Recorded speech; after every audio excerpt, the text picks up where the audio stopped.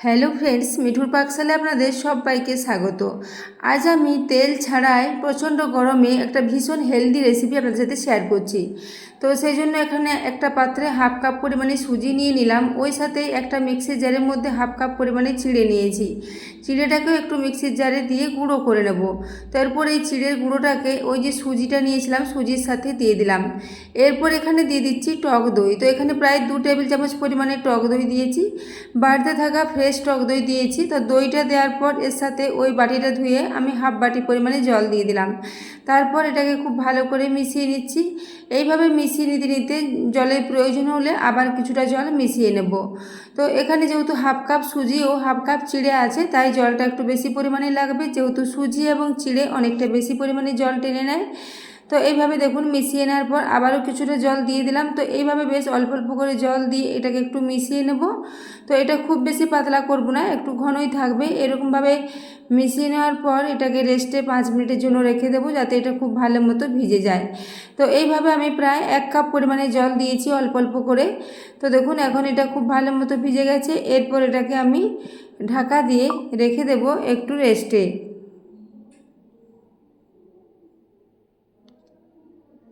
তো ওটা এখন সাইডে রেখে দিলাম প্রায় 5 মিনিটের জন্য। এদিকে একটা পাত্র নিয়ে নিয়েছি, তাতে এখানে সেদ্ধ করা কর্ন নিয়েছি প্রায় 1/4 কাপ পরিমাণে। ওই সাথে দিয়ে দিলাম একটা ছোটো সাইজের গাজর গ্রেট করে রেখেছিলাম সেটা।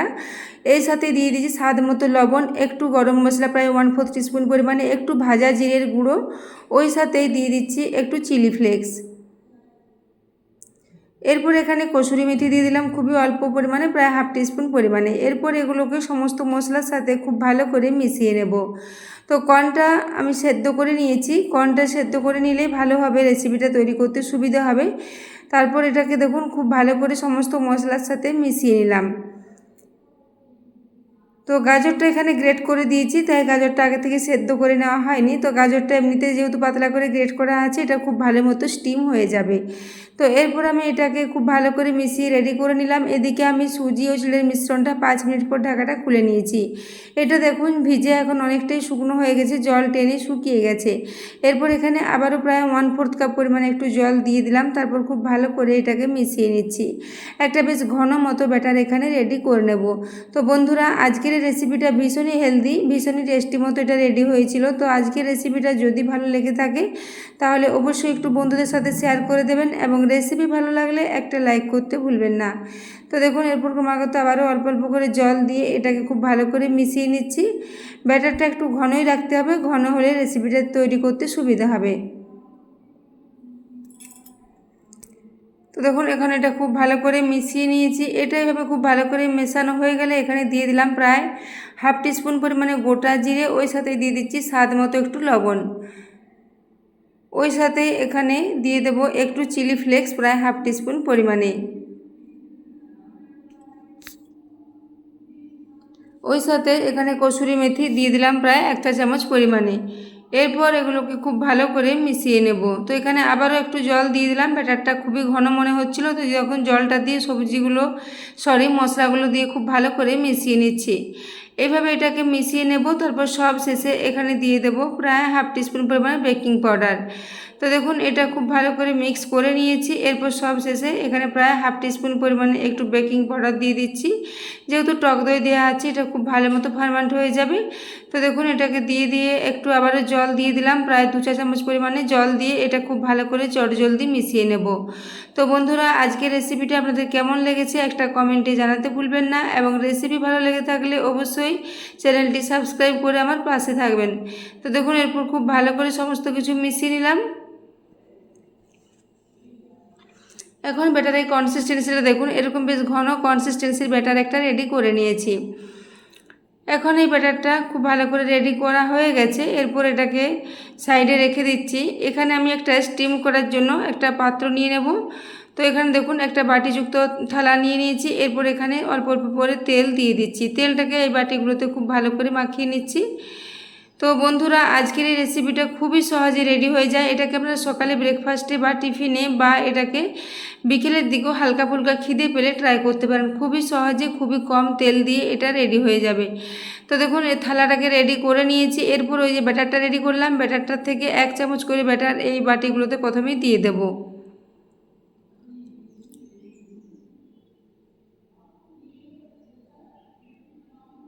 তো দেখুন 1 চামচ করে ব্যাটার প্রথমে এখানে দিয়ে দিচ্ছি। প্রত্যেকটা বাটিতে 1 চামচ করে ব্যাটার দেব। তারপর ওই যে কর্ন ও গাজর দিয়ে একটা পুর রেডি করে রেখেছি, সেটাকে এই প্রত্যেকটা বাটিতে মাঝ বরাবর অল্প করে দিয়ে দেব।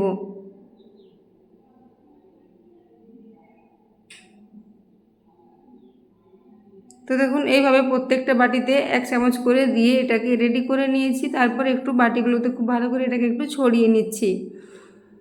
এইভাবে ব্যাটারটাকে কিছুক্ষণ ছড়িয়ে নেব।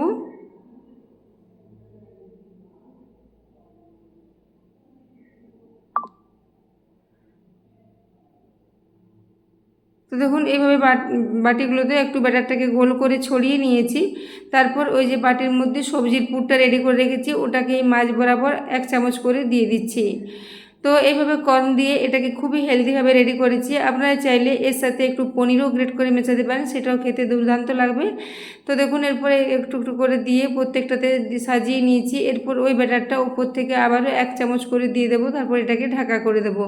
তো বন্ধুরা, আজকের রেসিপিটা ভীষণই টেস্টি একটা রেসিপি। এটাকে আপনারা যে কোনো ধরনের চাটনির সাথে সার্ভ করতে পারেন, খেতে কিন্তু দুর্দান্ত লাগবে। তো দেখুন ব্যাটারটা উপর থেকে আবারও 1 চামচ করে দিয়ে এগুলোকে ঢাকা করে দিচ্ছি।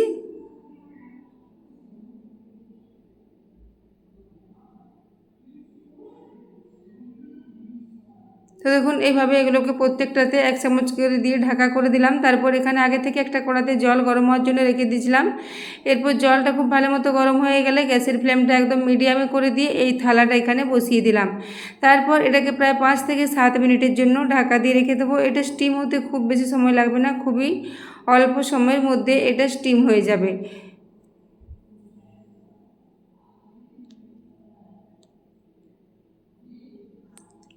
তো দেখুন এটাকে এরপর ঢাকা দিয়ে প্রায় 7 মিনিটের জন্য রেখে দিয়েছিলাম। 7 মিনিট পরে ঢাকাটা খুলে নিচ্ছি। এখন দেখুন প্রত্যেকটি খুব ভালো মতো ফুলে গেছে, অনেকটাই ভালো মতো স্টিম হয়ে গেছে। এরপর আমি একটা ছুরির সাহায্যে একটু চেক করে নিচ্ছি। তো দেখুন ছুরির সাহায্যে চেক করে নিলাম, খুব ভালো মতো এগুলো স্টিম হয়ে গেছে। এরপর এগুলোকে গ্যাস থেকে নামিয়ে ঠান্ডা করে নিচ্ছি। এরপর এগুলোকে দেখুন গ্যাস থেকে নামিয়ে খুব ভালো মতোই ঠান্ডা করে নিয়েছি। এরপর এগুলোকে একটা প্লেটের মধ্যে তুলে নিচ্ছি। তো বন্ধুরা, আজকের রেসিপিটা কেমন লেগেছে একটা কমেন্টে জানাতে ভুলবেন না, এবং রেসিপি ভালো লেগে থাকলে অবশ্যই একটু বন্ধুদের সাথে শেয়ার করে দেবেন।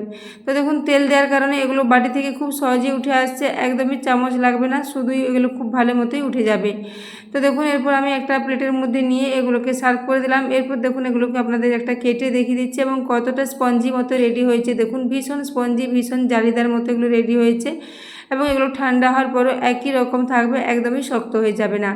তো দেখুন এইভাবে আমি একটা আপনাদের দেখিয়ে দিলাম। তো বন্ধুরা, এতক্ষণ রেসিপি দেখার জন্য ধন্যবাদ।